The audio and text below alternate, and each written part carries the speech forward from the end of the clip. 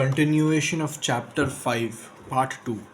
On the ruling planet Renosa, in the Empire's capital Ceylon City, within the vast Imperial Royal Castle Palace Mansion, Emperor Hugo Walker and Empress Spectrana reside with their children. Their sons and daughters, Crown Prince Ozark Mateo Walker, Prince Lord Stryker, Evan Walker, David Walker, Irene Walker, and Sarah Walker, are the royal heirs. Ozark is 19, Stryker is 18, Evan is 17, David is 16, Irene is 14, and Sarah is 10. Spectrana's mother and father, along with her sister Selina, also live within the palace walls, joined by Hugo's friends and distant relatives. Ozark turns to Stryker, his voice calm yet weighted with conviction. Death is the ultimate obstacle, he said. Only with immortality can the full potential of the human mind and body be achieved. Stryker nods in agreement, his eyes gleaming with the same restless ambition that burns within his older brother. Later, the Emperor summons his council to the Grand Royal Court, a chamber of echoing marble and golden banners. Present stand Commander Doom Harris of the African Guard, Chief Priest Ray Platoon, Chief Spy Master Talon Kratzus, head of the Ninja Regiment of, of the African Guard, the economist Varun Singh, head of interstellar finances and in charge of the Mantelosan currency, and Grandsire Merlin, Minister Merlin Ossoff. Each man bows before the emperor. As the court falls silent, the fate of the empire hanging in the stillness between their breaths. The air was tense, heavy with ceremony and the subtle scent of iron from the guard's armor. Merlin Ossoff stepped forward, his robe sweeping the marble floor. His voice trembled between reverence and defiance. My Emperor, Hugo, he said, bowing stiffly. Prince Michael Walker is 26, the oldest Walker to succeed you. By law, he holds the right to the throne after you. The court stirred. Talon Kratzus, the spy master, narrowed his eyes, his tone sharp as a blade. Merlin, he said coldly, Ozark is the eldest son of the Emperor. From across the chamber, Commander Doom Harris shifted his weight, the steel of his armor glinting in the amber light. His deep voice rumbled through the hall. It's up to the Emperor to decide. Merlin's eyes flicked toward Ray Platoon, searching for support. Ray met his gaze with calm defiance, the faintest smile crossing his lips. Ozark Walker, our beloved prince, Ray said softly, is capable, Ossoff. Merlin's composure cracked. His voice rose, echoing against the pillars. The oldest succeeds. Michael is older than Ozark. The silence that followed was suffocating. Then slowly, Emperor Hugo Walker rose from his throne. His gaze was steady, regal, the kind of gaze that silenced every heartbeat in the room. Crown Prince Ozark Walker, he said, his tone calm but cutting. Merlin, have some respect for my true heir. He stepped down from the dais, the hem of his cloak, whispering across the marble as he passed. I want a capable leader, he continued, his voice deepening with pride. An effective one, a leader who will guide planet Renosa and capital Ceylon to glory. The Emperor's eyes met Merlin's, unflinching. Go, he said at last. Meet the man you will be serving in the coming decades. Merlin walks through the grand massive royal quarter of Ozark Walker. On his way, he pauses before the towering door of a gigantic bedroom. The door is slightly ajar, and through the narrow opening he sees a royal staff servant maid lying on the bed, weeping, her tears streaming down her cheeks. A moment later, Ozark steps out of the bedroom, closing the door behind him as he pulls up his pants after raping her. He strides toward Merlin, who stares at him in horror. Ozark says, What, grandsire? I made her a woman. You should be glad. Merlin, still stunned at his depravity, asks, Rape is a crime. Ozark replies coolly, She is my slave now, according to Mantelosan law. It's fine. Now come, grandsire, let me show you something. It's my pleasure room, Ozark said to Merlin as he led him to another room. Merlin began to hear screaming and wailing as he approached the room. When Ozark and Merlin stepped inside, he saw three bloodied, bruised, and beaten men, three of them tied to three iron poles, standing side by side.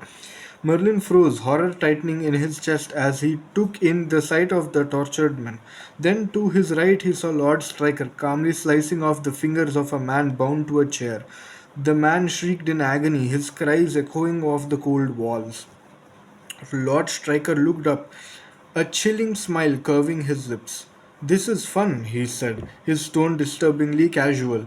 Beside Merlin, Ozar glanced at him with a grim satisfaction. It's my justice room, he said. Then Ozark led Merlin to what he called his punishment room, where they stepped inside. Merlin watched in disbelief as Ozark executed a man accused of conspiracy and treason, burning him alive in a pillar of fire.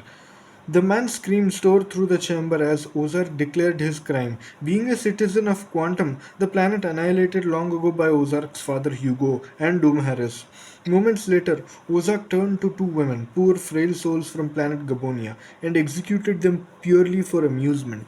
He locked them in a cage and lowered it into water as their screams turned to choking silence. Merlin's face twisted in fury. Why? He demanded, his voice trembling with rage. Ozark looked at him, smiling faintly. It's for my fun, he said. Then, without hesitation, Ozark ordered 17 men to be hanged at once. As their bodies swung lifelessly, he turned to Merlin and said, with unnerving calm, they are rebel spies. When the last rope stopped swaying, Ozark turned toward him again, eyes gleaming. What do you think, Grandsire Merlin? Minister Merlin stared at him, his voice trembling with fury and disbelief. Ozark, you've created a trinity of horror, a rape room, a torture room, and a murder room. Ozark chuckled, tilting his head with a cruel, amused smile. Oh, but I call them the pleasure, justice, and punishment rooms, he said lightly, which is more accurate, I think. He straightened his coat, gesturing grandly toward the corridor. Now let's go to my breakfast, lunch, dinner hall, gym, bathroom, and balcony rooms, Minister. As Merlin Ossa followed Ozark, walking through the succession of rooms, he moved in stunned, silent disgust. Each step deepened his revulsion. He saw servants, both male and female, each bearing grotesque marks of cruelty. Some missing tongues, others without ears, noses, or eyes. Many had patches of skin torn away, fingers severed, or lashes carved deep into their backs. The air reeked of blood and fear. Everywhere he looked, guards carried out royal punishments on Ozark's orders. Merciless acts inflicted upon servants and subjects alike for the smallest of infractions. Ozark halted and turned to face Merlin, his expression calm, almost regal in its cruelty. Yes, he said evenly, they made minor mistakes. For that, I order the cutting of their tongues, ears, noses, eyes, skin, or fingers, or have them lashed. These are royal punishments. He stepped closer, his voice steady, almost philosophical. And this shall be the new law under my reign. All royal families will have the right to do the same to their servants and subjects. A faint smile curved his lips as his tone deepened. Respect for us must come from fear, always, never from love. Fear is the only way to rule and to thrive. It is the most powerful and most basic and the most primal, raw, and true of all emotions. All of my, what you call, rape, torture, and murder rooms, and my royal punishments upon my slave servants, Ozark said, his voice smooth yet chillingly assured, are a statement of social dominance. Merlin, the dominant must dominate. Then Ozark led Merlin to a vast laboratory complex known as the Renosa Science Unit. The moment they entered, Merlin heard it agonized cries echoing through the sterile halls. The sounds came from small cages lining the walls, where young dogs, cats, birds, and rabbits writhed in terror as horrific experiments were performed upon them. Merlin's composure shattered. What's wrong with you? He snapped, his voice trembling with fury. Ozark turned slowly, his expression disturbingly calm. No, Merlin, no. What's wrong with you? Merlin frowned. What? Ozark stepped closer, his eyes gleaming with obsession. You, Merlin, you've been alive since the age of Emperor Sean. You're immortal. That is what's wrong with you, or shall I say, what's right with you.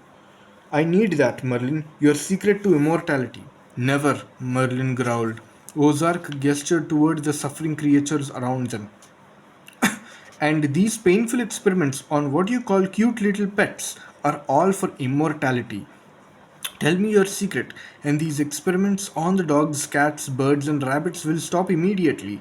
I am trying to uncover the biological truth of eternal life through this research. Merlin's voice hardened. As long as I breathe, you will never know. Ozark smuggled. Oh, now who's being immoral, Merlin? You could stop their torture, but you won't. Merlin's eyes blazed. The only thing you've learned is cruelty and sadism towards living beings.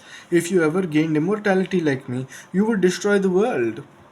Ozark's smile widened, cold and knowing. Very well. The experiments will continue. And I know you're famously resistant to torture, Merlin, but remember this. He leaned in close, his whisper venomous. I'll find out your secret.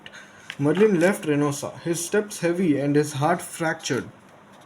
The echoes of suffering still rang in his ears as he walked away from the place of horror.